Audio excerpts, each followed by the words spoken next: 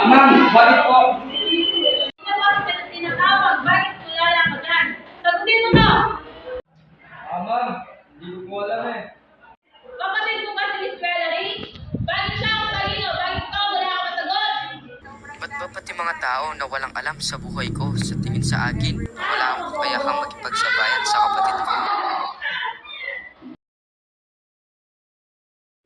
Wala, nagsisiguro niyo ka. Kita kayo na. Bakit? Sige po, nagsisiguro niyo.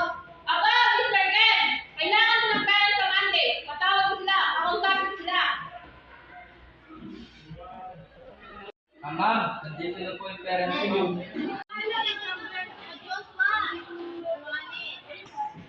Good morning, ma'am. May i-report lang po sana ako about kay Ken. Naninigarilyo po kasi siya sa klase. Pasensya na po, ma'am. Hindi na po makakulit. Ken, ba't mo naman ginawa yun? Ba't di mo gayahin ang kapatid mo? Nakakaya sa pamilya? Nay, una na po ako. Ba't kaya di ka gayahin ng kapatid mo? Ikaw ang kapatid ng talino. Ba't siya naman ang tamad? Oo nga po na. Ba't lagi na lang ako nakikita ni Mama? Kasalanan ko bang hindi ako matalino?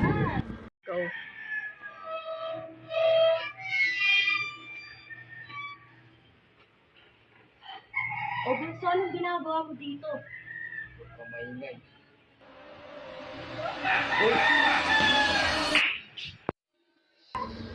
Bakit? Bakit ko to nagawa? Ba't tumantong sa ganitong sitwasyon? Anong ginawa ko? Patawad, ate.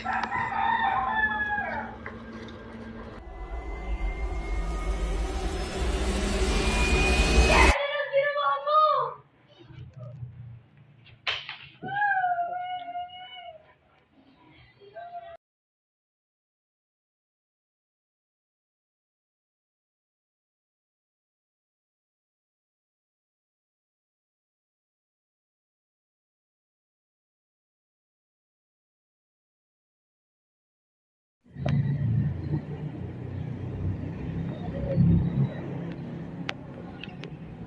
Father, maraming salamat po sa ginawa niyo sa akin dahil po doon marami po nabago sa aking sarili. Oo, proud ako sa'yo. Sana dumating ang panahon na patawarin ka rin ng mga iyong mga magulang. Oo nga, yun nga yung gusto ko, yung magpatawad ako ng aking mga magulang.